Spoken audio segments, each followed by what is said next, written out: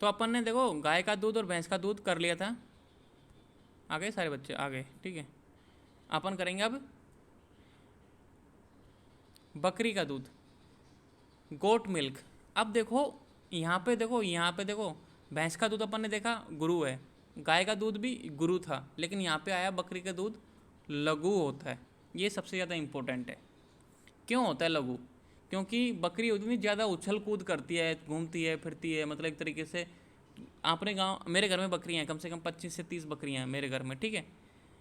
तो जिन्होंने बकरियाँ देखी हैं वो कितनी उछल कूद करती हैं, ऐसे उनको चराने ले जाते हैं, चरवाए, ठीक है। जैसे हमने रख रखा है चराने वाला एक, तो वो चराता है, उसको लेके जाते हैं, तो ज़्यादा उछल कूद करती हैं, दौड़ फोड़ करती हैं, औषधीय पादप खाती रहती हैं। तो ये लघु होता है, मतलब जल्दी पचने वाला होता है। तो जिन व्यक्तियों की मंदाग्नि होती है, ठीक है, जिनको मतलब भोजन नहीं पचता और उनको मतलब कमजोरी भी है, तो दूध पिलाना है, तो बकरी का दूध सर्वश्रेष्ठ होता है, क्योंकि ये लघु है, ठीक है। सोस एमिकेशन, मतलब किसी व्यक्ति को कमजोरी है बहुत ज़्यादा, ज्वर है, बुखार है, देखो यहाँ पे है ज्वर, और अपन ने यहाँ पे पढ़ा, क्या पढ़ा था, जीर्ण ज्वर। मतलब गाय का दूध तो किस में देना है, जीर्ण ज्वर में। और अगर मान लो बुखार बना है शुरुआत में, तो बकरी का दूध। जैसे अभी डेंगू का, कोई व्यक्ति डेंगू हो जाता है तो अपन बोलते हैं ना बकरी का दूध पियो, प्लेटलेट्स बढ़ेंगी। तो बकरी का दूध बहुत ज़्यादा इंपॉर्टेंट है डेंगू ज्वर में।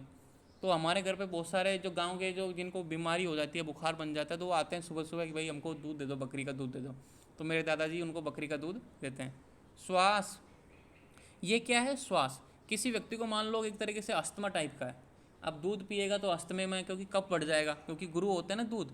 लेकिन बकरी का दूध इंपॉर्टेंट है, क्योंकि ये लघु होता है, कफ को बढ़ने नहीं देता। तो बकरी का दूध बहुत ज़्यादा इंपॉर्टेंट है बीमारियों में। रक्त पित्त वह अतिसार नाशक होता है। रक्त पित्त क्या होता है, ब्लीडिंग डिसऑर्डर, अपन ने जो गाय के दूध में डिस्कस किया था। अतिसार, लूज मोशन, इसमें बकरी का दूध इंपॉर्टेंट है। तो ये बकरी का लघु गुण है ना, ये इसकी वजह से इसको अपन ज्वर, श्वास में मोस्टली यूज लेते हैं। और ये ज्वर, जैसे अपने डेंगू हो गया, ठीक है, आपको ऐसी कोई छोटे और ज्वर है, जैसे कि टाइफाइड मान लो, ठीक है, इनमें आपको बकरी का दूध ले सकते हैं। श्वास, अस्थमा में भी आपको इसमें बकरी का दूध ले सकते हैं, क्योंकि ये लघु होता है, कफ कारक नहीं होता है, आसानी से पच जाता है। तो ये इंपॉर्टेंट है लघु। लघु क्यों है, क्योंकि बकरी काफ़ी पहाड़ों पे चढ़ती है, उतरती है, उछल कूद करती रहती है। इस वजह से बार बार घूमने फिरने से, उछल कूद करने से जो बकरी का जो एकदम होता है ना दूध का फॉर्मेशन, लघु क्वालिटी में होता है, जैसे लघु में होता है।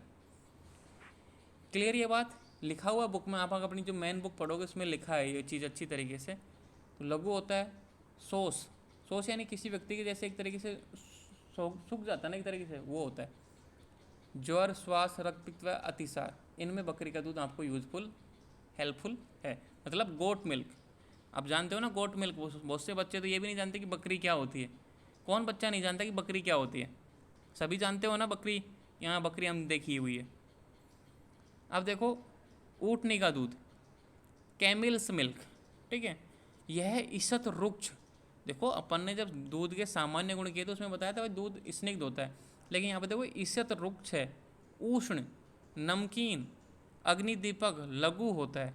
वात पित्त, वात कफ विकार में, आना, कृमि, सोप, उदर तथा अर्श आदि रोग में हितकर होता है। अब देखो ऊँटनी का दूध होता है, आपको पता है ऊँटनी कहाँ पाए जाते हैं, मोस्टली रेगिस्तान में पाए जाते हैं, ठीक है, जहाँ रेत के टीले होते हैं, जंगल प्रदेश है, वहाँ पे ऊँट पाए जाते हैं।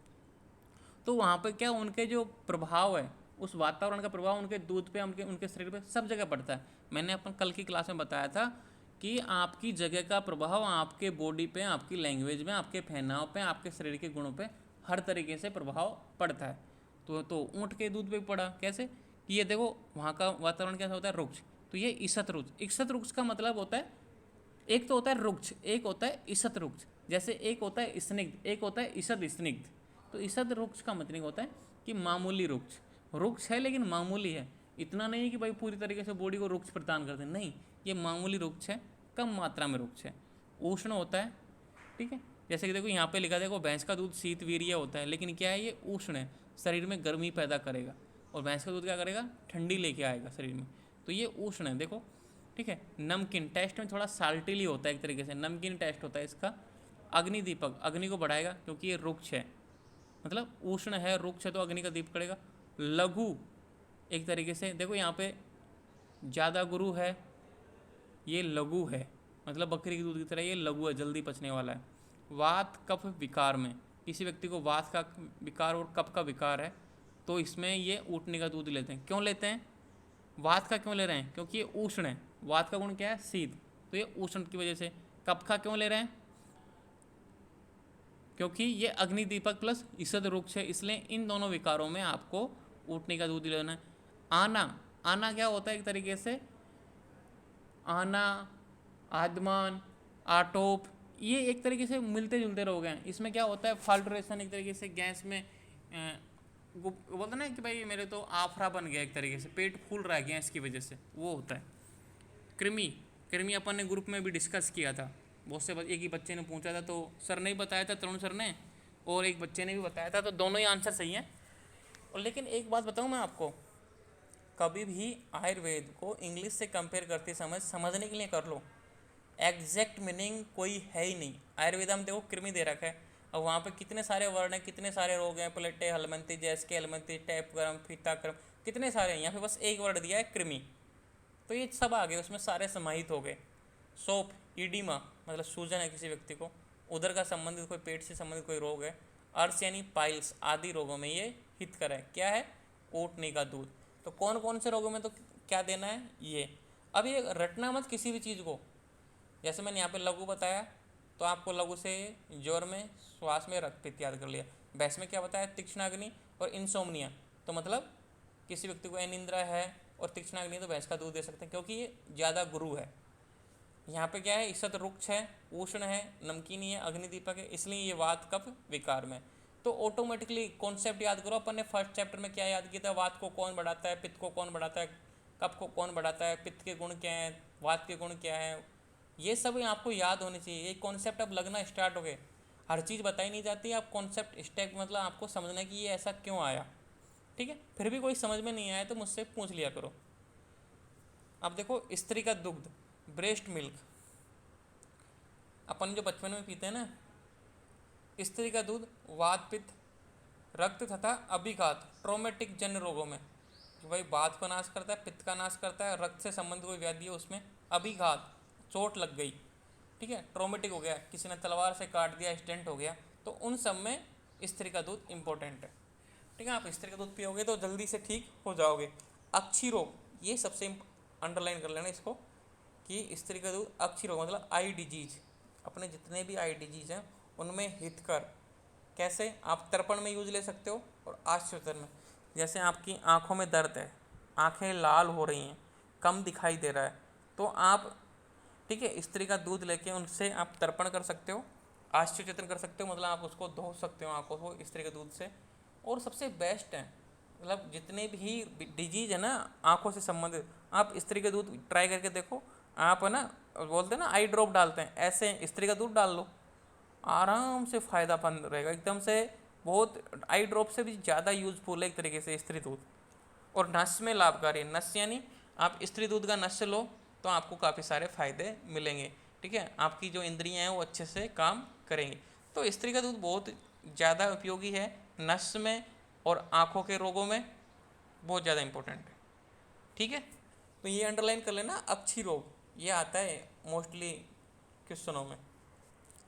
अब देखो, हथनी का दूध, जो हथनी होती है, हाथी होती है, उसका दूध अति स्थिर करे, मतलब स्थिरता लाता है बॉडी में। आपने देखा ना कितना स्थिर होता है हाथी, बड़ा मस्त होता है, एकदम धीरे धीरे चलने वाला। तो क्या करता है वो, एकदम उनका शरीर ही है, क्योंकि बचपन से उन्होंने दूध पिया हाथनी का, तो क्या अति स्थिर कर स्थिरता लाएगा। अगर कोई व्यक्ति शुरू से हाथी का दूध पिए ना, तो उसका शरीर भी ऐसा ही हो जाएगा, मजबूत सा और स्थिरता, मतलब आलसी टाइप का, बिल्कुल स्थिर सा, कठोर सा, एकदम स्थिर, अटने वाला नहीं है। भेड़ का दूध, सीप मिल्क, यह अहृदय, हृदय के लिए अच्छा नहीं है। कहने का मतलब है कि ये हृदय की व्याधि उत्पन्न करता है। अहृदय बेकार लगता है, अपने हृदय को प्रिय नहीं है, तो ये अहृदय। उष्ण होता है, उष्ण वही है ना, रेगिस्तान में मिलती है इसलिए उष्ण होता है। वात व्याधि नाशक, अब उष्ण है तो वात व्याधि का नाश करेगा, क्योंकि वात का गुण क्या है? शीत, तत्व रुक्ष लघु शीत, और इसके अपोजिट क्या करेगा? उष्ण, तो वात व्याधि का नाश करेगा।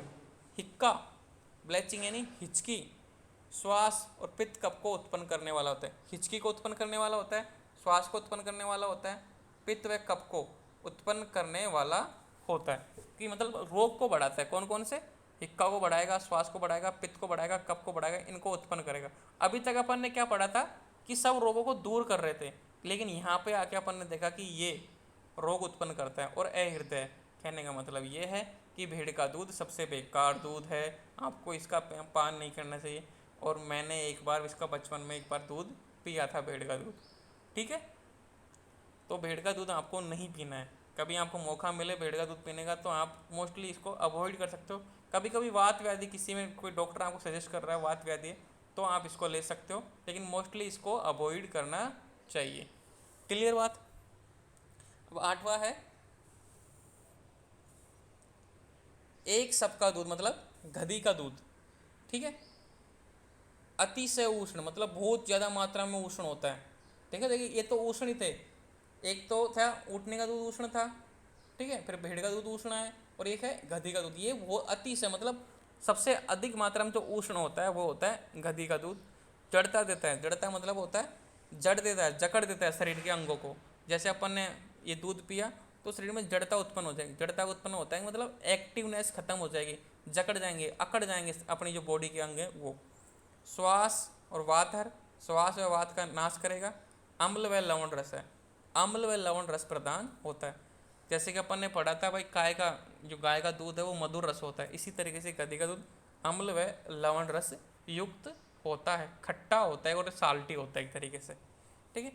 कहने का मतलब ये है कि भेड़ का दूध तो सबसे बेकार है ही, लेकिन आप इसका भी दूध नहीं पी सकते।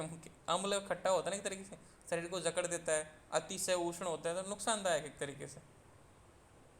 अब देखो यहाँ पे है कच्चा दूध, अनबॉइल्ड मिल्क।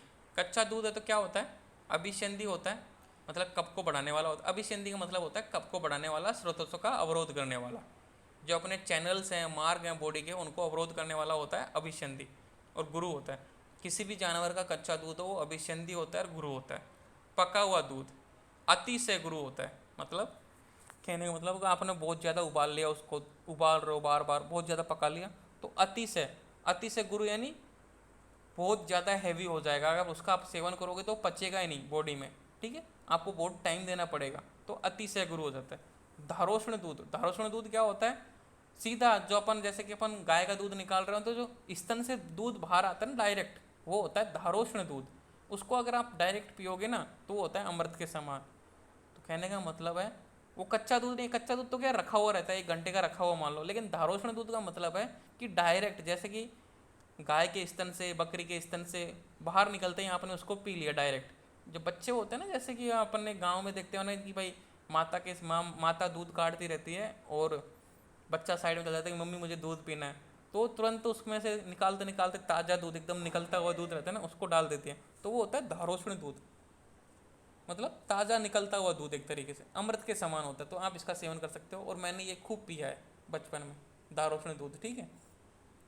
युक्तिपूर्वक पकाया हुआ दूध न अनभिसंधि व लघु होता है। अगर आपने मध्यम मध्यम आंच पे धीरे धीरे पकाया है और एक मीडियम पकाया, ना ज़्यादा ना कम, तो वो न तो कफ को बढ़ाने वाला होता है और नहीं भारी होता, मतलब लघु होता है। तो आप कभी भी दूध पकाओ, गर्म करो, तो आपको उसको मीडियम आंच पे पकाना है, और ज़्यादा नहीं पकाना है, मीडियम पकाना है, ठीक है। ऐसे नहीं कि भाई 1 घंटे से पक ही रहा है, उबल ही रहा है दूध, ऐसे नहीं करना है। आपको युक्तिपूर्वक मतलब सिस्टमेटिक तरीके से दूध को पकाना है।